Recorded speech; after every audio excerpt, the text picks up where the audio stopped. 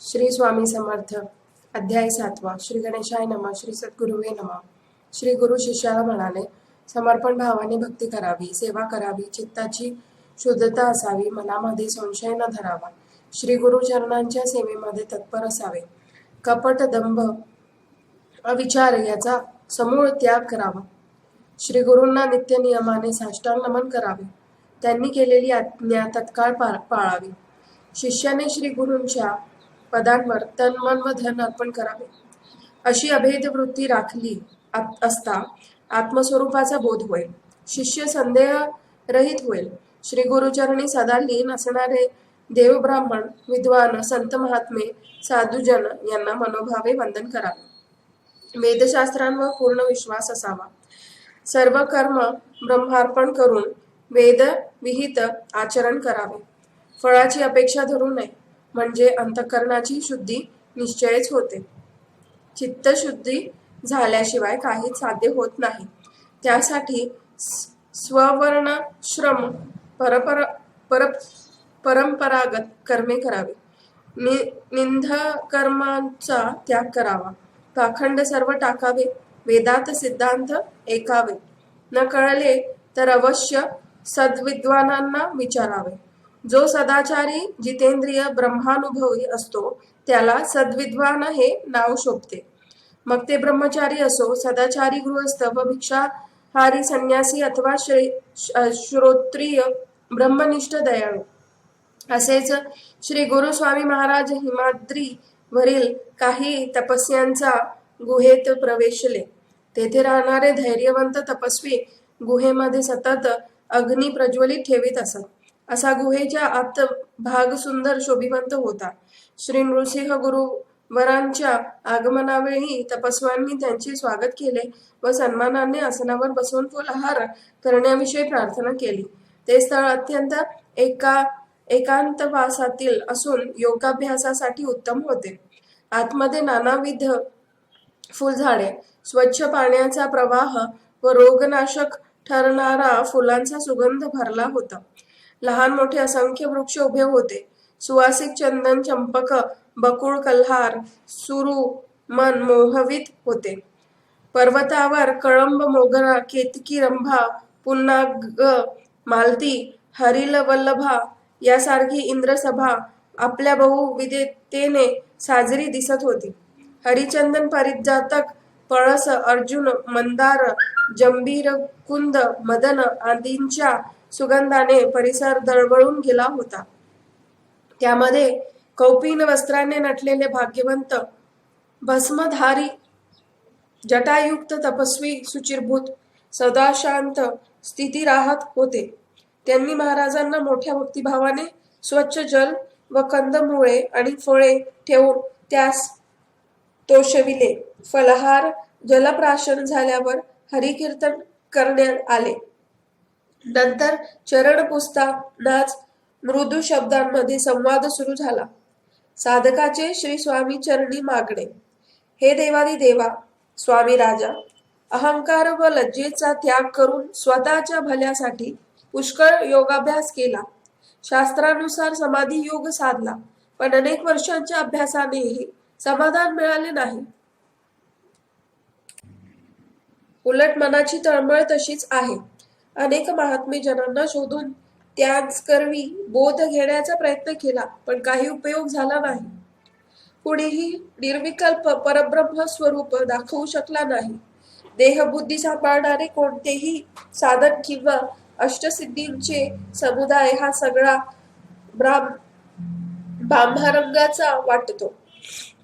आपले संस्थान न माठ असावेत, लोकांमध्ये प्रतिष्ठा असावी, कोणत्याही प्रकारे प्रसिद्धी मिळावी, भोवताली शिष्य प्रशिष्यांचे मोठे मंडळ असावे असे मानणारे अधिक आहेत. आम्हाला लोक पूजतात, तेव्हा सकल जनांनी आमच्या करवीच उपदेश घ्यावा, अशा वृत्तीचेच बरेच योगी आहेत. त्यांच्या किंचित अपमानाने ते क्रोधित होतात. त्यांच्या मनात विषय वासनाही घट्ट असतात. वारंवार वेदांत वचने ऐकवितात. पोट भरण्यासाठी व्याख्याने देऊन पंडित म्हणून घेत मिरवितात. कलियुगातील वेदांती कोरड्या हृदयाचे बहुवेशधारी दिसतात. अंतरी स्त्री धनाला जपतात. कीर्तन करणे, पुराण वाचणे, अंगारे धूप दोरे देऊन लोकांना नादविणे, विरक्तीचे ढोंग वरवर दाखवणे, आत विषयासक्त असणे, पंचविचार लटके असणे, कधीही मुक्ती मिळणार नाही अशा विचारांना कवटाळणे, असे वाचाळवीर सर्वत्र पसरलेत. अशा ढोंगी साधूंचा प्रत्यक्षात तर संग नकोच, स्वप्नातही क्षणभर संग झाला तरी साधनेला विटाळ होईल. असो, आमचा सुदैव योग असा की आपल्यासारखे श्री सद्गुरु ब्रह्मवेत्ते निरंजन अनायसे इथे उदय पावले. हे समर्थ गुरु आत्मप्राप्तीसाठी सोपा उपाय सांगा, जेणेकरून हृदयस्थ ब्रह्मात्मा निरामय नित्य उपलब्ध व्हावा. धातुशिळा काष्टा व मृण्मय मूर्ती, देव तीर्थस्थाने आदींवर बरीच वर्षे अखंड सेवा केली तर इच्छाफल प्राप्ती होते.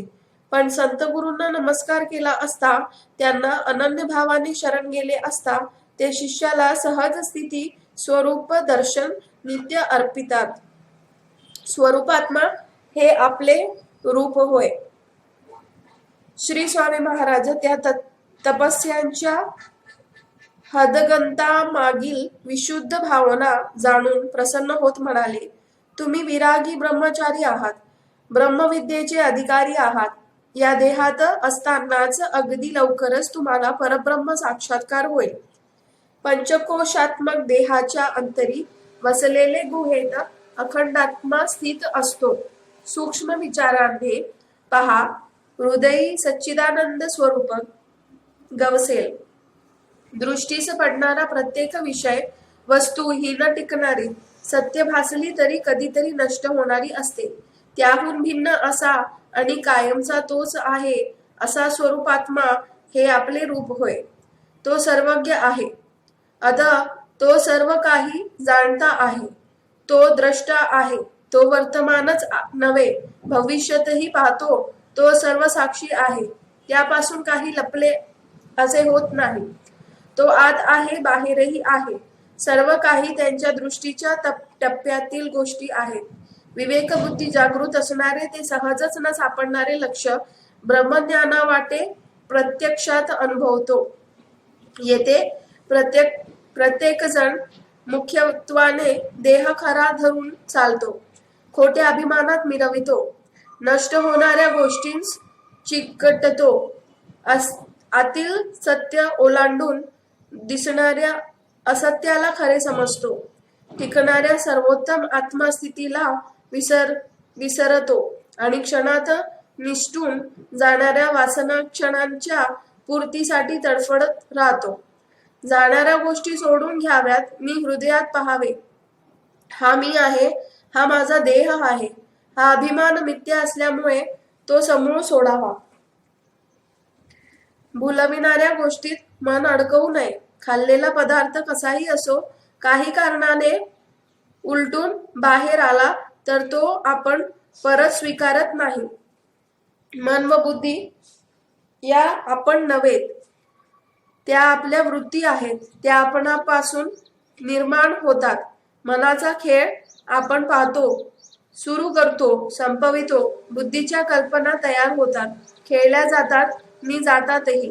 हा भाव मूलतः आपण नाही, कारण हे सर्व आपण वेगवेगळेपणाने पाहतो नि ते खेळ आटोपल्यानंतर आपण नव्या खेळास कल्पनास सामोरे जातो. म्हणजे ते आपल्या समोर येतात नि जातातही, म्हणून त्याहून आपण भिन्न आहोत हे स्पष्ट होतं.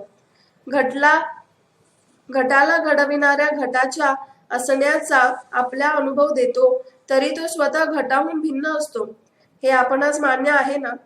त्याप्रमाणे अनेक वृत्ती स्वभाव त्याचे निर्माण व परत नष्ट होते ते आपल्या त्यापासून वेगळे असल्यामुळे जाणतो. आत्मा हे खरे स्वरूप होय हे निशंकपणे जाणा. हा जाणता स्वतः सिद्ध असतो. ज्ञानधन असते त्याचे स्वरूप आहे. देहात असूनही देहाचा चाललेला व्यापार एकूणच व्यवहार विवेक चतुर असा जाणता वेगवेगळेपणाने अनुभवतो. देहातील सत्य स्वरूप जो निजात्मा त्याला विकाराचा बाध नाही. देहाच्या इंद्रियांचे विकार आत्म्याला स्पर्श करीत नाहीत. डोळ्यांनी दिसणारे देह हा मासमय म्हणून स्थूल स्वरूप होय. देहाचा दुसरा प्रकार म्हणजे सूक्ष्म देह हा वासनामय असतो. देहाचे तिसरे स्वरूप कारण देह हे अज्ञानमय स्थिती होय. हे जे तीन देह आहेत त्याचा व्यवहार असत म्हणजे खरे नसणारे जड स्वरूपाचे दृश्यात्मक असत विकाराने बद्ध असतात. आत्मा याहून भिन्न असतो. तो आत्मा हे आपले खरे स्वरूप होय. स्थूल सूक्ष्म व कारण या देह त्रयांच्या तीन अवस्था आहेत. जागृती, स्वप्न आणि सुषुप्ती. या तिन्हींचा प्रकाशक ब्रह्मात्मा होय. तो आहे म्हणून सर्व चालत आहे. हा प्रकाशक ब्रह्मात्मा दुसरा तिसरा कोणी नसून स्वतः सिद्ध मीच असल्याचे ओळखून बंधमुक्त व्हावे. मूळचे तुम्ही ब्रह्मात्माच असताना ब्रह्मात्मा असे म्हणण्यासही का भीता? स्वतःच्या नसत्या त्या कल्पनांना वश होऊन अधपात का करून घेता? स्वसंकल्पनामध्ये माणूस अडकतो. संकल्पना विकल्पाचा खेळ ज्याने जाणला तो प्रबुद्ध तोच आम्ही आहोत. ब्राह्मणाच्या अंगात संचार येतो तो म्हणतो मी एक अत्यंच आहे. वेदोक्त धर्म पाळणारा ब्राह्मण वंशीय पिशाच नाचवीत स्वतःला सामान्य घोषित करतो. वेडाचा झटका आला असता तो काहीही बडबडतो. झोपेतही एखादा माणूस बरळतो, ओरडतो. स्वतःचे प्रतिबिंब पाण्यात पडलेले पाहून आपण बुडालो व काढा रे अशी कल्पना करतो. एकूण काय तर यातले काही खरे नसते. खऱ्या नसलेल्या अविद्येने अजाणतेने कल्पना बंड माजवितात. त्या जन्ममरणाच्या प्रवाहक नाहक जीव बुडून देह भोगतो. कल्पनेच्या तोडांडातच आत्मघात होतो. आत्मा हे पूर्ण ब्रह्माचेच स्वरूप होय.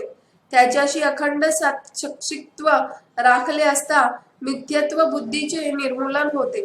ब्रह्मज्ञानाने मुख्य तत्व आहे. ज्याने स्वतःनुभव घेतला आहे, ज्याचे विकल्प मिथ्याला भाव निमाले आहे, तोच पुरुष जीवनमुक्त होतो. सर्व फुल इद ब्रह्म सत्य ज्ञान मनतः ब्रह्म निरामय सोह ब्रह्म. हे निश्चितत्वाने आपणच होय. शास्त्राने जे सांगितले त्या दृष्टीने घेतलेला अनुभव श्री गुरूंच्या भेटीनंतर त्याच्या बोधवचनाचे प्रत्यय आणि स्वात्मय सौख्याची प्रत्यक्ष अनुभूती जे घेतील ते भवबंधनमुक्त होतील. या स्थितीतही सतत सावधानता असावी. वासनाक्षय झाला पाहिजे. मन भरकटते असे होता नये, तरच ब्रह्मविद्या साधेल. ब्रह्ममयी वृत्तीविन एक निमिषार्ध क्षणही वाया जाऊ देता नये. ब्रह्मसनाकाधी विचक्षण योगी अशा अभ्यासानेच पूर्ण योगित्वाला पावले. विषयी मनाला जराही अवसर देऊ नये. सहज स्थिती ब्रह्मसाक्षात्कारात याचा अभ्यास निरंतर असला पाहिजे. श्री गुरु व श्री हरी यांच्या प्रती सदैव लीन राहावे.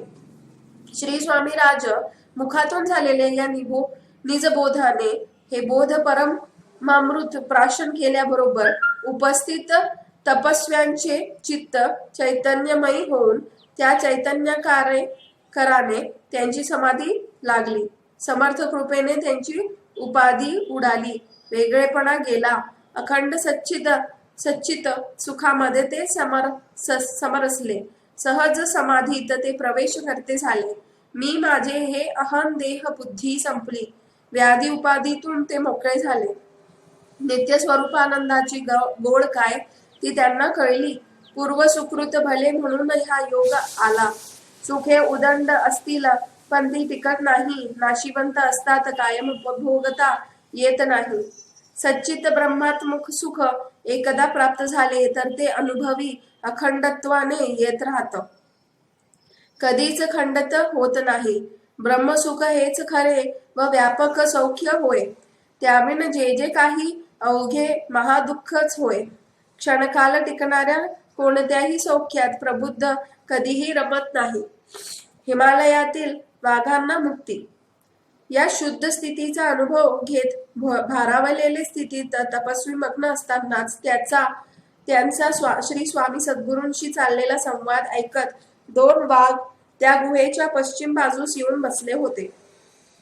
अत्यंत संतोष भावाने बसलेल्या त्या व्याघ्रांचा कुणाला कसलाही उपद्रव होत नव्हता. तपस्वी व समर्थ संवादाने आनंदित व्याघ्र नंतर तत्वबोध श्रवणार्थ थेट गुहेत शिरले. समर्थ मुखातून उपदेश वचनांच्या प्रवाहाने ते अगदी तटस्थ होऊन गेले.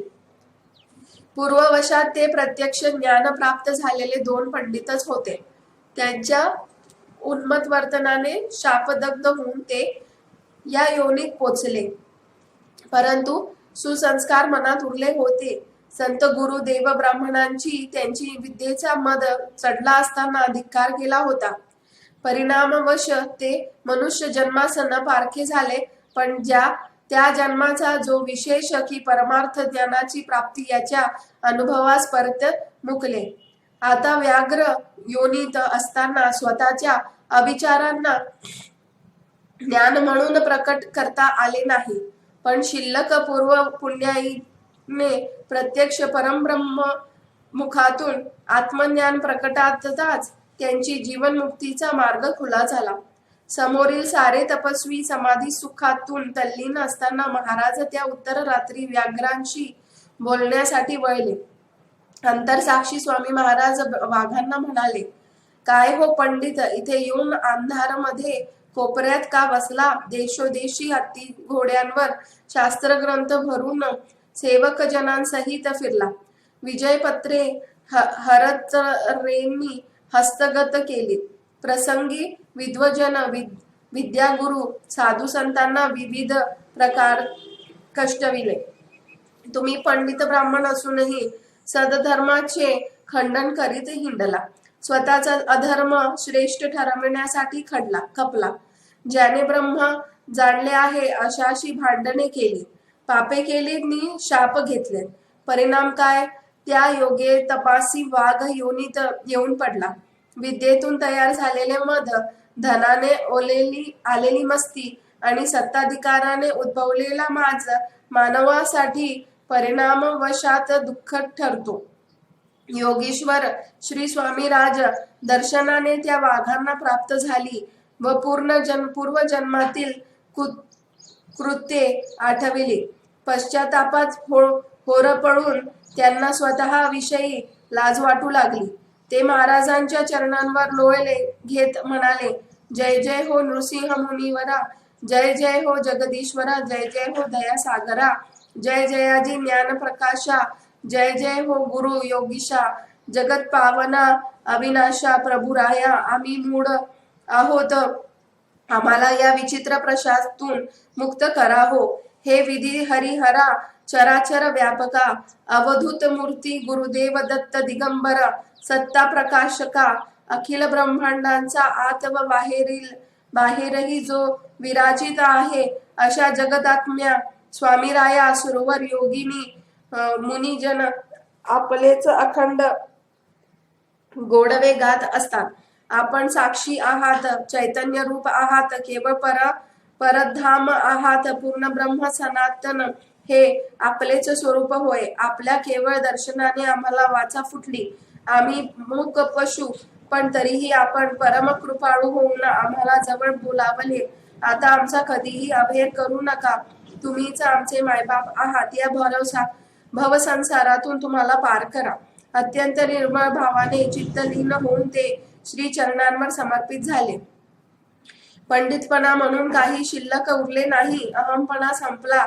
ती त्यांची बदललेली अंतस्थिती जाणून कृपामूर्ती स्वामीरायांनी व्याघ्र मस्तकावर कृपाहस्त ठेवला. करुणासागर स्वामीराज त्यांना म्हणाले, अविनाशी क्षेत्र काशी येथे ब्रह्मकुळात योगी जनाच्या पोटी जन्माला घ्याल. पशुदेहाला गती नाही हे सर्व सुश्रुत आहे. त्यासाठी नरजन्मच हवा. फार मोठे भाग्य असेल तरच तो मिळतो. म्हणून नरदेह हा श्रेष्ठ आहे. ईश्वरानुग्रह होऊन मोक्ष प्राप्तीसाठी नरजन्माशिवाय साधी संधी नाही. या बोध चर्चेत रात्र सरली. रवी उदय झाला. महाराज हे वचने वाघांना सांगत होते, पण त्याच वेळी त्या परिसरात कान टवकारून डोळे विस्फारून हे दृश्य पाहणाऱ्या ऐकणाऱ्या अन्न पशु पक्ष्यांसही खरी जागृती आली. कोकिळ पंचम स्वराने भगवंतास आळून लागला. प्रभात समयी मधुर नामस्मरण करण्याचे पक्ष्यांचे संकल्प निश्चित झाले. त्याच वेळी महाराज त्या वाघांना म्हणाले, त्या तपस्व्यांच्या मस्तकातून हुंगा, त्यांची समाधी उतरेल. वाघांनी त्याप्रमाणे करताच तपस्वी तत्कार देहभानावर आले. स्वस्वरूपानंदाच्या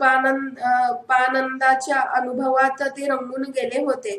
त्यांनी श्री गुरुचरणास प्रेमाने वंदिले. नंतर ते अनेक आटोपण्यास निघाले. स्नान संध्या आटोपताच श्री गुरुराजांचे पूजन केले. मग त्यांना मोठ्या प्रेमभावाने यथासांग स्नान घातले. सद्भावाने त्यांची सेवा आरंभिली. श्री दत्त दर्शनास तळमळणाऱ्या संन्याशाची इच्छापूर्ती. हिमाद्रीच्या पायथ्याजवळ त्याच काळात एक संन्यासी मौन धारण करून श्री दत्त दर्शनाच्या हेतूने अति उग्र तप करीत होता.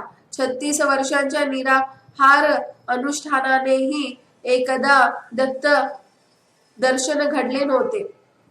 त्या तळमळीत असणाऱ्या मुनिवरांना रात्री स्वप्नदृष्टात श्री दत्तगुरूंनी येऊन सांगितले की हिमाद्रीवर एका आम्र वृक्षासमोर असलेल्या पुण्यगृहे जवळ श्री दत्तोत्रेय महायोगी वसतीला आहेत. त्यांच्या दर्शनास जा. या दृष्टांता सरशी ते यतिराज जागृत होऊन त्वरेने गुहेचे शोध घेत निघाले. गुहा सापडली, पण तिथे उभे वाघ पाहताच त्यांना भीती वाटली. तेव्हा त्यांना योगीश्वर म्हणाले, काय रे व्यर्थ भीतोस, ये तुझी इच्छा आता पूर्ण होत आहे. असे म्हणत त्यांनी दत्तोत्रेय स्वरूपाचा सगुण आविष्कार आपल्यातूनच प्रकटविला. ते यतिराज तपस्वी व व्याघ्र त्यासमोर धडाधड लोटांगण घालते झाले. शांत बालभाव स्वरूप भासणारी दिव्य प्रभा, पुष्पलंकार भूषित माला, जटाकुट मंडित श्री गुरुदत्त रूप श्री स्वामीराज प्रभूतून प्रकटले पाहून आपल्या तपाचे सार्थकच झाले. माझे मनोरथ श्री गुरूंनी पुरविले. अशा आशयाची वचने बोलत ते योगीराज आनंद विभोर झाले. यानंतर स्वामीराजांनी वाघांना सांगितले, तुम्ही काशी क्षेत्री जन्म घ्याल.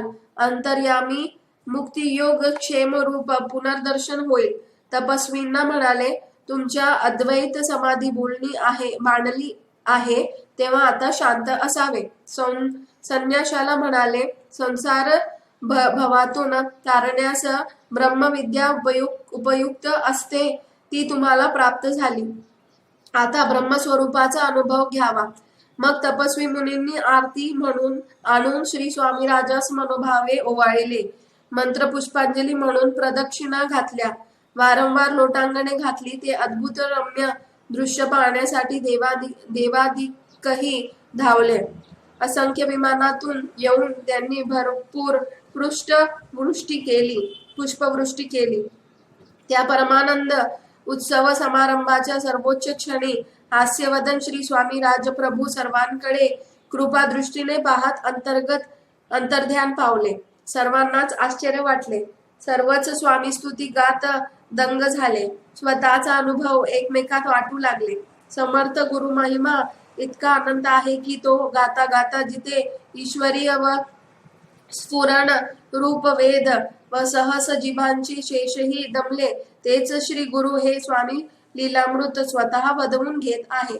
आता भक्त रस पुरीत असा पुढील अध्याय सर्व भाविक श्रोते विद्वजन संत हो सावध चित्ताने ऐका.